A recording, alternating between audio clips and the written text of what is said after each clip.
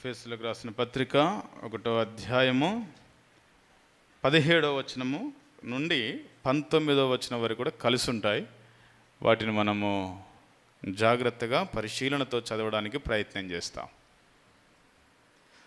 మరియు మీ మనోనేత్రములు వెలిగింపబడినందున ఆయన మిమ్మును పిలిచిన పిలుపు వల్లనైన నిరీక్షణ ఎట్టిదో, పరిశుద్ధులలో ఆయన స్వాస్థ్యం యొక్క మహిమైశ్వర్యం ఎట్టిదో, ఆయన క్రీస్తునందు వినియోగపరిచిన బలాతిశయమును బట్టి విశ్వసించు మన యందు ఆయన చూపుచున్న తన శక్తి యొక్క అపరిమితమైన మహత్యం ఎట్టిదో మీరు తెలుసుకొనవలనని మన ప్రభువు అయిన యేసు క్రీస్తు యొక్క దేవుడైన మహిమా స్వరూపియగు తండ్రి తన్ను తెలుసుకునేట యందు మీకు జ్ఞానమును ప్రత్యక్షత గల మనస్సు అనుగ్రహించినట్లు నేను నా ప్రార్థనల యందు మిమ్మల్ని గూర్చి విజ్ఞాపన చేయుచున్నాను. మనము గత వారంలో ఏం చూసుకున్నామో ఏమైనా గుర్తుందండి? 17వ వచనంలో ఒక భాగం చూసుకున్నాం. ఏంటది? మీ మనోనేత్రములు వెలిగింపబడినందున పరిశుద్ధులలో లేదా ఆయన మిమ్మల్ని పిలిచిన పిలుపు వల్ల. మనం అక్కడ గమనించింది లేదా మనము పోయిన వారం చూసుకుంది ఏమిటయ్యానంటే, మీ మనోనేత్రములు వెలిగింపబడటం అనేది చూసుకుంటూ వచ్చాం. వీరి యొక్క మనోనేత్రము ఎలా ఉన్నాయి అని అంటే, లేదా వీరి యొక్క అంతరంగ నేత్రములు ఎలా ఉన్నాయి అనేది మనం చూస్తూ వచ్చాం. ఎఫెసీ పట్టణములో పౌలు సంచారము చేసేటప్పుడు లేదా సువార్తని చెప్పేటప్పుడు వీరందరూ ఒక రకమైన గుడ్డితనములో ఉన్నారు. గుర్తుకొచ్చిందండి? ఇప్పుడు ఐడియా వచ్చిందా? ఏమిటా గుడ్డితనము అని అంటే, వీరు దేవుణ్ణి పూజించడం అంటే ఏమనుకుంటున్నారు? వీరు లాభదాయకం అనుకుంటున్నారు. దేవుణ్ణి పూజించడం అంటే వీళ్ళు ఏమనుకుంటున్నారు? మాకేదో లాభం చేకూరుస్తుంది లేదా మాకు మేలు చేకూరుస్తుందనే దానితో అర్తమాదేవి అనే దేవతని వీరు ఏం చేస్తూ వచ్చారు? పూజిస్తూ వచ్చారు. అందులో ఒక ఆయన ఏమన్నాడనంటే, వీళ్ళందరూ కూడా యూదులే, వీరు అన్యులు ఉన్నారు, వీరిలో యూదులు కూడా వీరిలో ఉన్నారు. అర్తమాదేవి యొక్క గుడి నుండి వచ్చే ఆ ఇన్కమ్ సోర్స్ ఏదైతే ఉందో లేదా వారికి వచ్చే రాబడి అయితే ఏదైతే ఉందో ఇది పోతుందేమో అని చెప్పి ఆ యొక్క అధికారి, ఆలయం యొక్క అధికారి ఏం చేస్తూ వచ్చాడండి? ఆ రోమా సామ్రాజ్యములన అధికారులకు సమాచారం అందించి అంటాడు, ఈ యొక్క పౌలు మన యొక్క ఎఫెసీ పట్టణంలోనే కాదు, ఈ పౌలు ఆసియా దేశం అంతటను తను ఏం చేస్తున్నాడు? తను మనము ఎవరినైతే దేవీ దేవతలను అనుకుంటున్నామో అతను ఆ దేవీ దేవతలను దేవుళ్ళు కాదు అని తాను చెబుతున్నాడు అని చెప్పి ఆ యొక్క పూజారిగా లేదా అధికారిగా ఉంటున్న ఆలయ ప్రధాన అధికారి వెళ్ళి రోమా సామ్రాజ్యానికి ఆ యొక్క సమాచారం ఇస్తాడు. అంటే ఇక్కడ మనం అర్థం చేసుకోవాలి, పౌలు సువార్త చేసేటప్పుడు మా లాభం పోతుందేమో అని చెప్పి వారు ఒక రకమైన గుడ్డితనంలో ఉన్నారు. అయితే వారు 2 సంవత్సరాలు అక్కడ సుదీర్ఘంగా పరిచర్య చేసిన అనంతరము పౌలు గారికి ఆ యొక్క దొరికిన కొన్ని ఆత్మలతో మాట్లాడుతున్నాడు, ఇంటరాక్ట్ అవుతూ వచ్చాడు. ఇప్పుడు ఏమిటనంటే, మీ మనోనేత్రంలో గత కాలమున ఏమైపోయాయి? గుడ్డితనంలో ఉన్నాయి. కానీ ఇప్పుడు మీ మనోనేత్రములు ఇప్పుడు ఎలా ఉన్నాయి? వెలిగింపబడుతూ వచ్చాయని చెప్పి ఆ మాటలు మాట్లాడి ఆ వచనంలో ఆ పాయింట్ రాసి ఇప్పుడు కిందికి వచ్చాడు. ఏమంటున్నాడనంటే, ఆయన మిమ్మల్ని పిలిచిన పిలుపు వల్లనైన నిరీక్షణ ఎట్టిదో అని పరిశుద్ధులలో ఆయన స్వాస్థ్యం యొక్క మహిమైశ్వర్యం ఎట్టిదో మీరు తెలుసుకోవాలి. ఇప్పుడు మీ మనోనేత్రములు వెలిగింపబడ్డాయి. నెక్స్ట్ మీకు ఇప్పుడు ఏముంది? పాయింట్ అక్కడే ఉంది. మీ మనోనేత్రములు వెలిగించబడ్డాయి, ఓకే. తర్వాత ఏమంటున్నాడండి? పరిశుద్ధులలో మీ మహిమైశ్వరం ఎట్టిదో మీరు తెలుసుకోవాలని ప్రార్థిస్తున్నాను అంటున్నాడు. నెక్స్ట్ స్టెప్కు ముందుకు వచ్చాడు. గత కాలమున 15వ వచనంలో ఏమన్నాడండి? మీరు పరిశుద్ధులేడల చూపుచున్న ప్రేమని విషయమే కావచ్చు లేదా క్రీస్తునందు వినియోగపరుస్తున్న ఆ యొక్క విశ్వాసమే కావచ్చు అని మాట్లాడి ఇప్పుడు కిందకు వచ్చి అంటున్నాడు ఏమిటనంటే, మీ మనోనేత్రములు వెలిగింపబడ్డాయని చెప్పి ఇంకా ముందుకు వచ్చాడు. ఏమంటున్నాడు? ఇప్పుడు పరిశుద్ధులు అందరి దగ్గరికి వచ్చాడు. ఇప్పుడు ఏమంటున్నాడు అని అంటే, మీలో ఉన్న మహిమైశ్వరం ఎట్టిదో మీరు తెలుసుకోవాలి అంటున్నాడు. ఏంటండి? మీరందరూ మహిమైశ్వరం అంటే ఏమిటి అనుకుంటున్నారు చెప్పండి? మహిమని పక్కన పెట్టండి. మహిమ చెప్పరేంటి? తెలుగు చదువుకున్నారు కదా, తెలుగు చదివిన వాళ్ళందరికీ తెలిసి ఉండాలి. దాన్ని విడదీయండి. మహిమ, సరే మహిమ పక్కన పెట్టండి. దాన్ని ఏమనాలి ఇప్పుడు? ఐశ్వర్యం. బ్రాకెట్లో మనం ఏమని పెట్టుకుంటాం? ఓవరాల్గా ఒక మానవుడు ఐశ్వర్యం అనగా ఏం పెట్టుకుంటాడండి? చెప్పండి. మీ అందరికి తెలుసు కానీ ఎందుకు చెప్పట్లేదండి? శాలేమనా? ఐశ్వర్యం అంటేనే డబ్బు. సో ఇప్పుడు మహిమని పక్కన పెడితే ఇప్పుడు పౌలు దేని గురించి మాట్లాడుతున్నట్టు? దీన్ని ఇప్పుడు నేను బల్ల గుద్ది దేవుడు మనకు డబ్బు ఇస్తున్నాడని చెప్పొచ్చు ఇక. అంతేనంటారా? దానికి సంబంధించిన వాడేనది కాదు. మహిమైశ్వర్యం అని అంటే మహిమతో కూడిన ఐశ్వర్యం. ఏ ఐశ్వర్యం ఇది చూపిస్తాను. ఈ ఐశ్వర్యం గురించి మనం ఈరోజు నేర్చుకోవడానికి ప్రయత్నం చేస్తాం. సామ్సోన్, ఇట్స్ ఓకే రైట్. మొట్టమొదటిగా 7 పాయింట్స్ చూస్తాం. 7 ఆస్పెక్ట్స్ ఆఫ్ అవర్ ఇన్హెరిటెన్స్ అని అంటారు. మన స్వాస్థ్యం యొక్క 7 అంశాలు. ఈ అంశాలను మనం నేర్చుకోవడానికి ప్రయత్నం చేస్తాం. మొట్టమొదటి అంశం ఏమిటనంటే దేవుని యొక్క స్వాస్థ్యములో సంఘానికి దేవుడు అనుగ్రహించిన భాగస్వామ్యం చూస్తాము. రోమీయులకు రాసిన పత్రిక 8వ అధ్యాయం. రోమీయులకు రాసిన పత్రిక 8వ అధ్యాయము 14వ వచనం నుంచి 17వ వచనం వరకు కూడా ఈ మహిమైశ్వర్య గురించి మాట్లాడతాడు. చూడండి ఒకసారి. 8వ అధ్యాయము 14 నుంచి 17వ వచనం వరకే.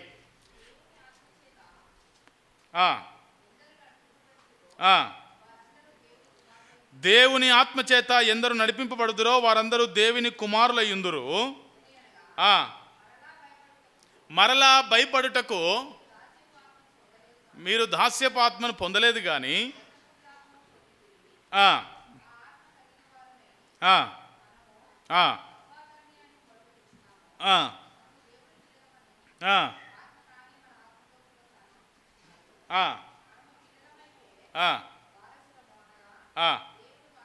చాలు సరే, మిగతా ఇంటికి వెళ్ళాక చదవండి.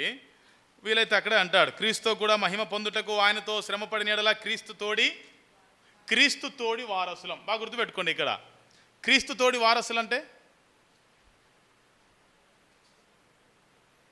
మీకు పదం గుర్తు చేస్తాను. ఇప్పుడు మీకు పదం గుర్తు చేస్తాను.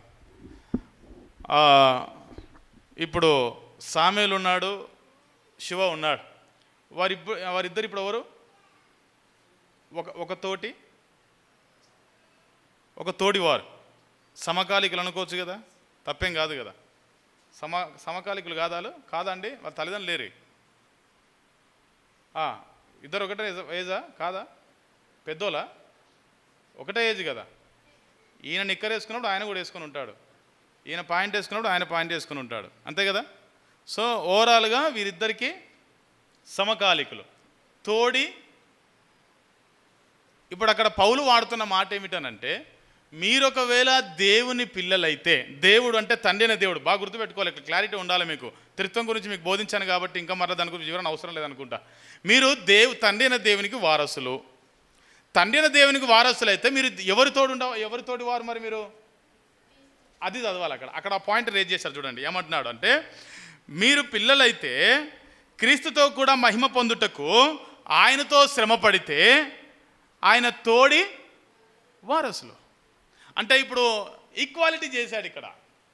అట్లానే యేసుక్రీస్తుతో మనం అన్నట్టు కాదు. అక్కడ గుర్తించాల్సింది ఏమిటనంటే, క్రీస్తు ఏ మహిమలో అయితే ఉన్నాడో మనము ఆ మహిమైశ్వర్యంలోకి వెళ్ళిపోతున్నాం. ఇక్కడ మహిమ అంటే, మహిమైశ్వర్యం అంటే మీరు అనుకుంటున్నట్టు కారో, బంగ్లానో, డబ్బో, బట్టలో, భూమియో, బంగారమో, ఇది ఏది దీనికి ఆపాదించడానికి వీలు లేదు. ఏ కోణాన్ని కూడా బ్రాకెట్లో పెట్టుకోవడానికి కూడా అర్హత లేదు మనకి. ఇది దేనికి సంబంధించింది? ఆ మహిమకు సంబంధించిన ఐశ్వర్యం.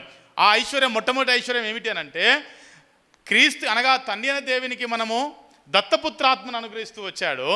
అయితే ఎవరికి తోడి దాసులం? మనము తోడి వారసులం. క్రీస్తు తోడి వారసులం అని గుర్తుపెట్టుకోవాలి. ఇది మొట్టమొదటి పాయింట్. ఇకపోతే రెండో పాయింట్ ఉంది. ఏమిటనంటే, మన మహిమకు కారణం ఏమిటో కూడా అక్కడే ఉంది. చూడండి, రోమీయులకు రాసిన పత్రిక 9వ అధ్యాయము 23-24 వచనంలో కనబడుతుంది. మనము మహిమ పొందుతామంట. ఆ మహిమకు కారణం ఏమిటి మరి? చూడండి ఏమంటాడు. మరియు మహిమ పొందుటకు ఆయన ముందుగా సిద్ధపరిచిన కరుణాపాత్ర ఘటముల ఎడల, అనగా యూదుల్లో నుండి మాత్రము కాక అన్య జనములలో నుండి ఆయన పిలిచిన మన ఎడల తన మహిమైశ్వరమును కనపరచవలయున్నానేమి. తన మహిమైశ్వరము ఎవరెడల కనపరచాలనుకుంటున్నాడు? మన ఎడల కనపరచాలనుకుంటున్నాడు. ఎలా? అక్కడ ఎన్నాడు చూడండి, ఏమంటాడనంటే, కరుణాపాత్ర మరియు మహిమ పొందుటకు ఆయన ముందుగా సిద్ధపరిచిన. ఎవరిని సిద్ధపరిచాడు? మీ అందరికీ ఎఫెసీ పత్రిక ఇంట్రడక్షన్ ఇచ్చేటప్పుడు 4, 5, 6 వచనాల్లో మీకు చాలా క్లియర్గా చెప్పాను.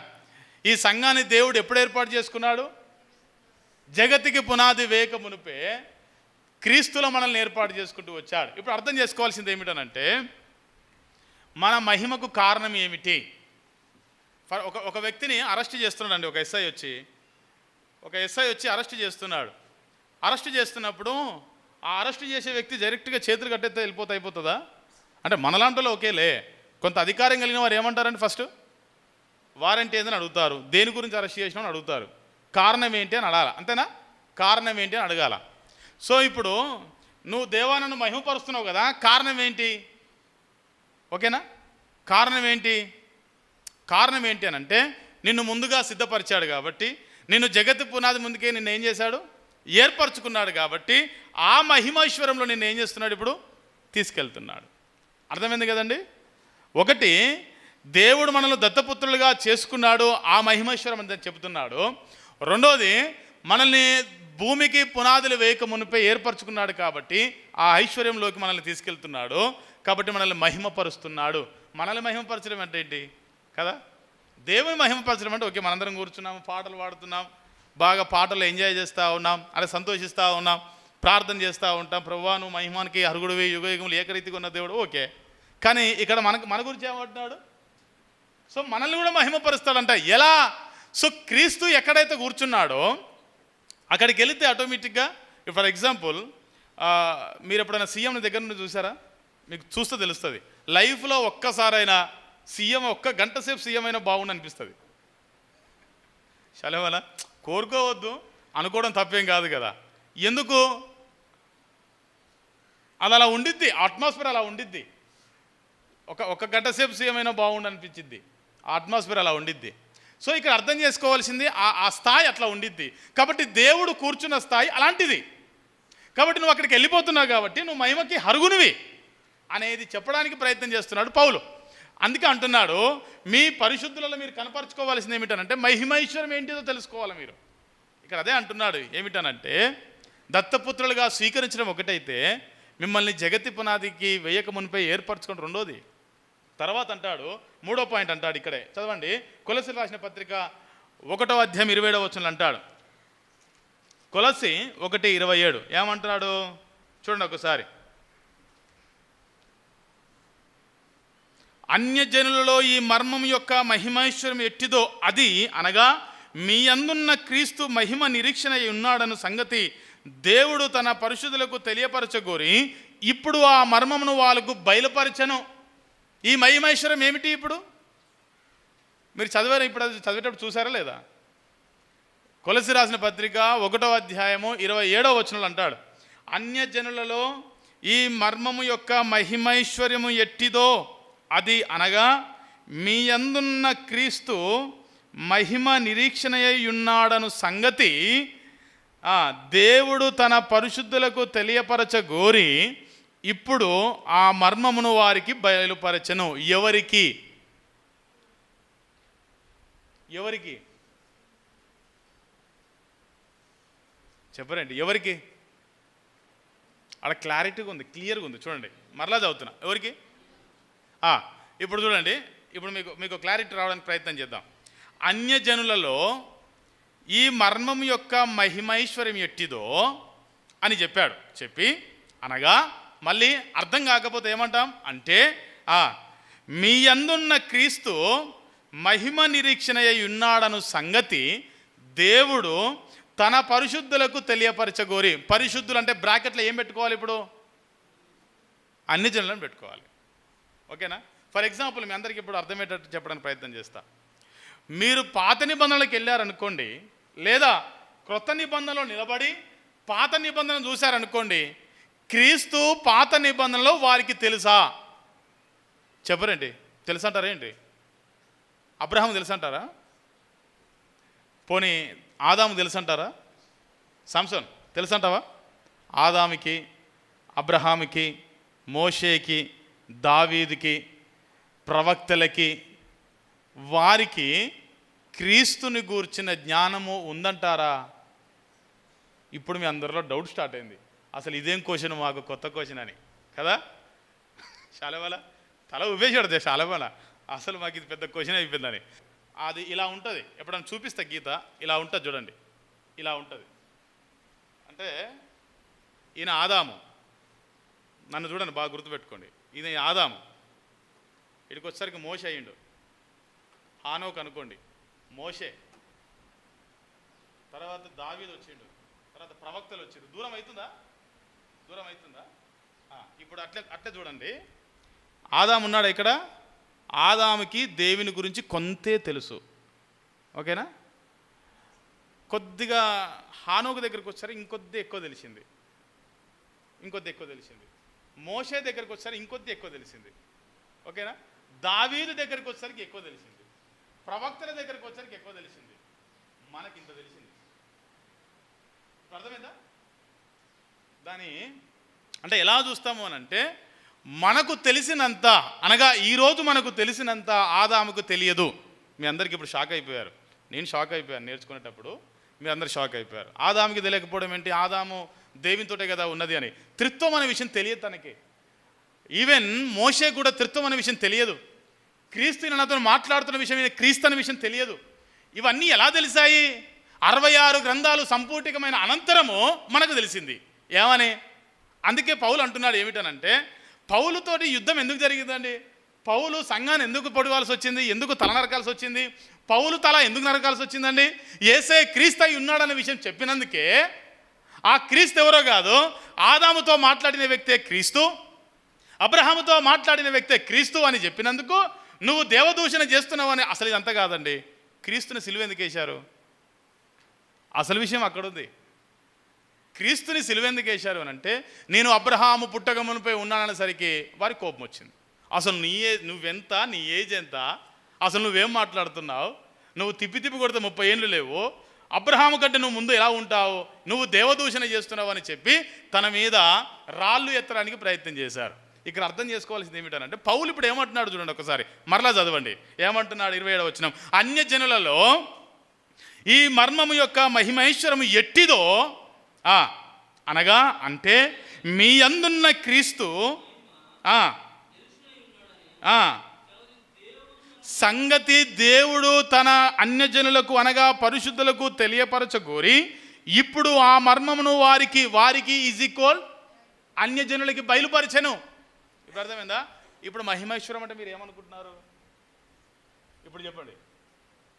క్రీస్తు మనకు తెలియడం అనేది, చెప్పరండి, క్రీస్తు మనకు తెలియడం అనేది మహిమైశ్వర్యం. ఏమన్నా అర్థమవుతుందా? ఇక్కడ ఒక వాడు వాడతాడండి, క్రీస్తు మహిమ నిరీక్షణ ఉన్నాడన్న సంగతి. లేదు, ఆయన మీ అందున్న సంగతి. అక్కడ చదవండి,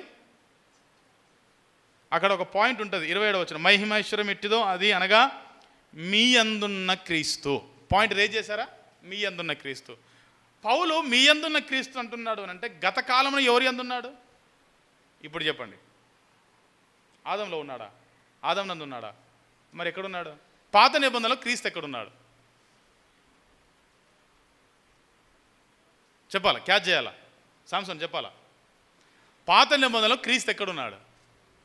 పోనీ దేవుడు ఎక్కడున్నాడు? సరే, ఇంకా క్లూ ఇస్తాను. నిర్గమకాండం నుంచి ఎక్కడంట? దూతల దగ్గర. చాలా మనం ఇప్పుడు పాత నిబంధనలు దేవుడు ఎక్కడున్నాడు? నిర్గమకాండం నుంచి స్టార్ట్ చేద్దాం, లేకపోతే పోనీ లేవీకాండం నుంచి స్టార్ట్ చేద్దాం. ఇంకా క్లూ ఇచ్చా, ఇంకేం చేద్దాం? కాదు,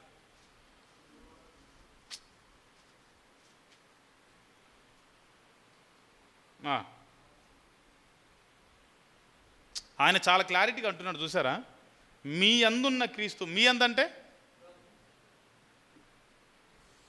సాంసోను యొద్ద, జెర్మియా వద్ద నా ఫోన్ ఉంది అంటే అర్థం ఏంటి? అతని దగ్గర నా ఫోను ఉంది. సో ఇప్పుడు నీ అందున్న క్రీస్తు అన్నాడు. అంటే ఇప్పుడు క్రీస్తు ఎవరిలో ఉన్నాడు? మనలో ఉన్నాడు. అంటే గత కాలంలో ఎక్కడున్నాడు దేవుడు? అది అక్కడ చెప్పాడు. గత కాలంలో దేవుడు ఎక్కడున్నాడు అంటే నిర్దిష్టమైన ప్లేసు ప్రత్యక్ష గుడారంలో కరుణాపీఠంలోనే ఉన్నాడు. అక్కడే ఉంటాడు, ఇక బయటికి రాలే ఆయన. అందుకే చాలా రిస్ట్రిక్షన్స్ పెట్టాడు. ఏమిటి? మీరు ఆవరణంలో ఉండాల్సిందే తప్ప, ఈవెన్ పరిశుద్ధ ఆ స్థలంలోకి రావాల్సిందే తప్ప, అతి పరిశుద్ధ స్థలంలోకి మాత్రం ఎవరు కూడా ఎందుకు అనుకుంటున్నారు? కరుణాపీఠంలో ఎవరున్నారు? కరుణాపీఠము పైన 4 ఎవరుంటారు? దీపస్తంభములు ఏంటప్ప, 4 ఎవరుంటారు?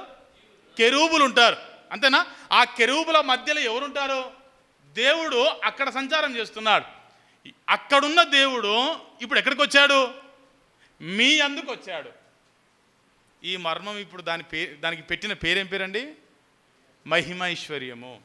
మనం అనుకుంటున్న మహిమైశ్వర్యానికి దీనికి సంబంధము లేదు. ఇప్పుడు అర్థమైందా? పౌలు అంటున్నాడు, మీకు ఇప్పుడు అర్థమైందా? ఏది? ఎఫెసీ పత్రిక 1వ అధ్యాయము 17-18 వచనాలు ఏమంటున్నాడు అనంటే, మీ మనోనేత్రములు గత కాలంలో మూయబడ్డాయి, అయితే దేవుని కృప వల్ల అవి తెరవబడ్డాయి. ఆ మహిమైశ్వర్యం ఏంటో మీరు ఇప్పుడు తెలుసుకోవాలి. మనం తెలుసుకోవాల్సింది ఏమిటనంటే, వాస్తవికంగా అండి, తండ్రి మన తండ్రి కాదు. తండ్రి అనే దేవుడు మనకు తండ్రి ఎలా అయ్యాడు? తండ్రి అనే దేవుడు మనకు తండ్రి ఎలా అయ్యాడండి? మనం అబ్బా తండ్రి అని ప్రార్థన చేస్తూ ఉన్నాం. ఏమని? పరలోకమందున్న మా తండ్రి అని ప్రార్థన ఆరంభించేటప్పుడు చేస్తావు. అసలు నీకు తండ్రి అయినా ఎలా అయ్యాడు అని అంటే, ఇదిగో ఈయన వచ్చాడు కాబట్టి, ఈయన పరిచయం చేశాడు కాబట్టి తండ్రి మనకు అయ్యాడు. లేకపోతే నీకు తండ్రి ఎలా అవుతాడు? ఆయన మనల్ని ఏం చేశాడు? దత్తపుత్రులుగా చేసుకున్నాడు కాబట్టి తండ్రి అయ్యాడు. లేకపోతే నీకు ఎందుకు అవుతాడు? ఎవరిని అడాప్ట్ చేసుకుంటే, లేదా ఎవరినైనా మనం దత్తపుత్రులుగా తీసుకుంటే వారు మనల్ని ఏమని పిలుస్తారు? అంతముందాక తండ్రి అని పిలిచారా? లేదు. సో దాన్ని ఇప్పుడు పౌలు ఏమంటున్నాడు అంటే మహిమైశ్వర్యం అని అంటున్నాడు. ఇప్పుడు అర్థమైందా? కొంత కన్ఫ్యూజ్ అవుతుంది. అయినా సరే వినాలా, నేర్చుకోవడానికి ప్రయత్నం చేయండి. ఓకేనా? సో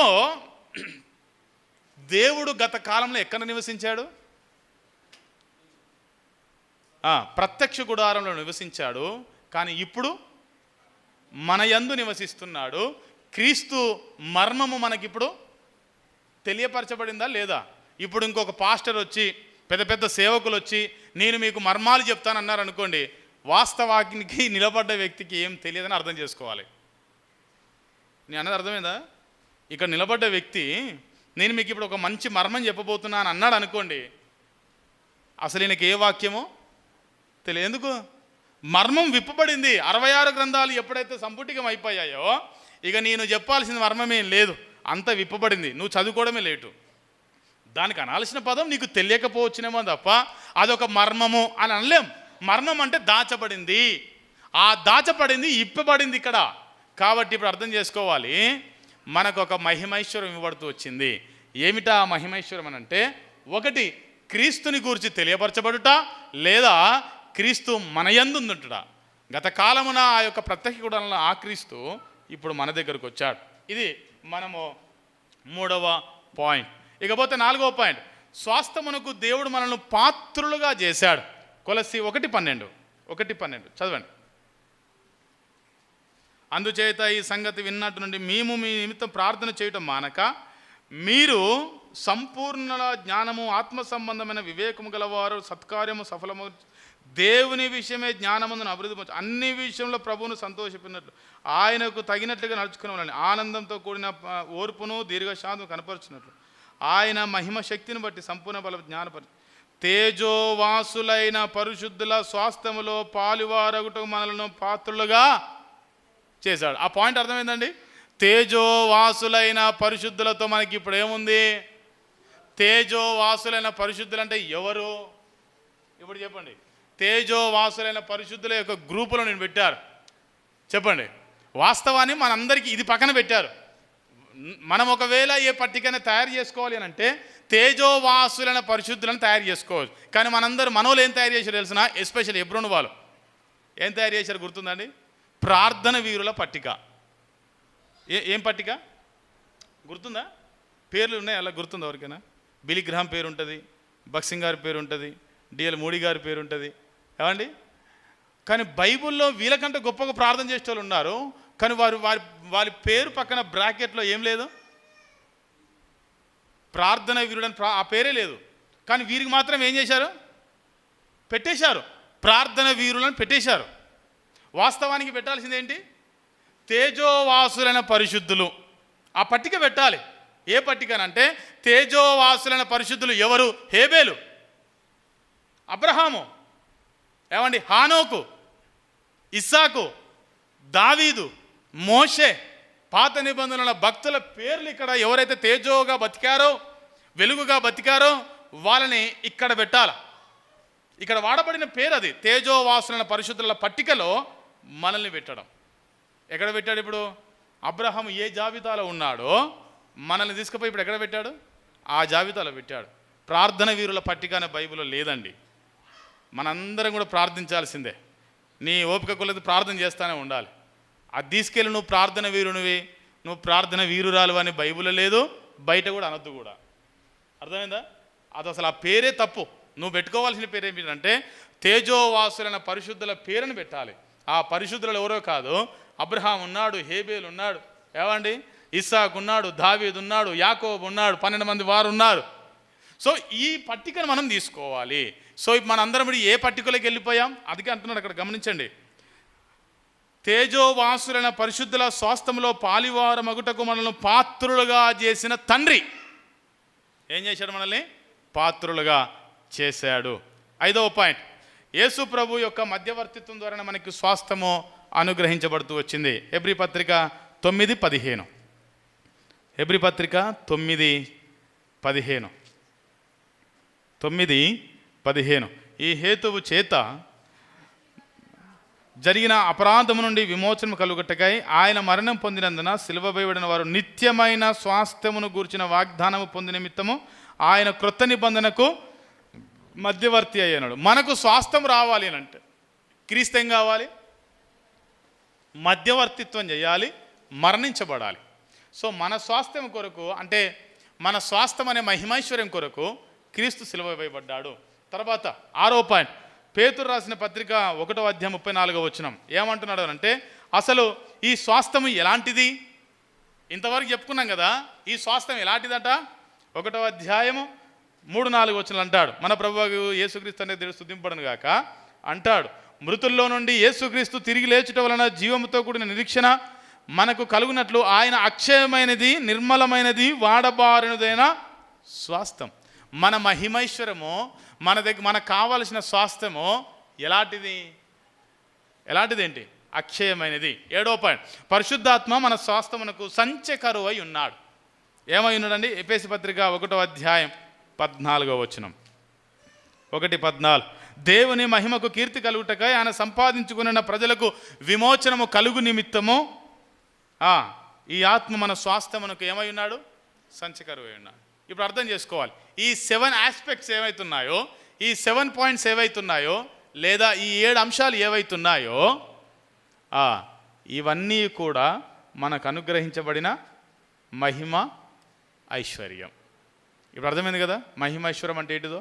ఈ మహిమ ఐశ్వర్యము మీరు తెలుసుకోవాలని నేను ప్రార్థిస్తున్నాను అన్నాడు. సో ఇప్పుడు మనకు అర్థమైంది కదా మహిమైశ్వరం అంటే ఏంటిదో. మహిమైశ్వరం అంటే దేవుని సంఘములో మనము భాగస్వామి అవుట.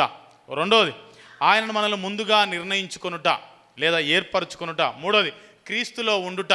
ఏంటండి? క్రీస్తు మనలో ఉండుట. వాస్తవానికి క్రీస్తు గత కాలంలో ఎక్కడున్నాడు చెప్పరేంటి? ప్రత్యక్ష గుడారంలో ఉన్నాడు. ఇప్పుడు ఎక్కడున్నాడు? మనలో ఉన్నాడు. మనం ఇప్పుడు ఎక్కడికైనా పోతే ఏమనుకుంటాం? ప్రభువా మాకు తోడుగా ఉండి మమ్మల్ని నడిపించు. ఎందుకు ఇంత ధైర్యంగా నువ్వు ఎలా చేయగలుగుతున్నావు ప్రార్థన? మనతో ఉంటానని చెప్పాడు కాబట్టి అందుకు మనం ప్రార్థిస్తున్నాం. అర్థమైందా? రైట్. నాలుగవది, స్వాస్థ్యమునకు దేవుడు మనల్ని ఏం చేశాడు? పాత్రులుగా చేశాడు లేదా వారసులుగా చేశాడని పేరు పెట్టుకోవచ్చు, తప్పేం లేదు. 5వ పాయింట్, యేసు ప్రభు యొక్క మధ్యవర్తిత్వం ద్వారానే ఈ స్వాస్థ్యం అనేది మనకు అనుగ్రహించబడుతూ వచ్చింది. ఈ మహిమైశ్వరం అనేది మనకు అనుగ్రహించబడుతూ వచ్చింది. ఆయన దెబ్బలు పొందితేనే, ఆయన రక్తము కారిస్తేనే మనకు ఆ మహిమైశ్వరం అనేది అనుగ్రహించబడుతూ వచ్చింది. ఇకపోతే ఈ స్వాస్థ్యము ఎలాంటిదని చెప్పాడు? అక్షయమైనది, వాడిపోనిది, బూడిద కానిది అని అర్థం చేసుకోవాలి. 7వది, అసలు ఈ స్వాస్థ్యముకు ఇప్పుడు ఎవరు కాపలుగా ఉన్నారు? పరిశుద్ధాత్మ దేవుడు సంచకరువుగా మనకి ఇవ్వబడుతూ వచ్చినాడు. ఏమండి? ఎంత క్లారిటీగా ఉన్నాడండి. తండ్రి, కుమార, పరిశుద్ధాత్మ దేవుడు, ఈ త్రియేకమై ఉన్న దేవుడు, త్రిత్వం కలిగిన దేవుడు నిన్ను దత్తపుత్రులుగా చేసుకోవడము, నిన్ను సంఘములో పెట్టడము ఒక ఎత్తు అయితే, నీకు స్వాస్థ్యం ఇవ్వడము, మహిమైశ్వరము, క్రీస్తు నీకు పరిచయం చేయడము, ఆ క్రీస్తు నీలో ఉండడము ఇంకొక ఎత్తు అయితే, అసలు ఈ స్వాస్థ్యము క్షయమైనదా అక్షయమైనదా? అక్షయమైనది చెప్పాడు, ఓకే. అక్షయమైనదైతే ఓకే. అసలు ఈ స్వాస్థ్యమును కాపాడటం కొరకు ఎవరిని పెట్టాడు? పరిశుద్ధాత్మను మన ఎదుట పెట్టాడు. కాబట్టి తండ్రి, కుమార, పరిశుద్ధాత్మ దేవునికి ఒక సంకల్పం ఉంది అనేది మనం అర్థం చేసుకోవాలి. ప్రియ సోదర సోదరి, మనకి ఈ మహిమైశ్వరము తండ్రి, కుమార, పరిశుద్ధాత్మ ద్వారా అనుగ్రహించబడుతూ వచ్చింది. దేవుడి వాక్య భాగమును దీవించునుగాక.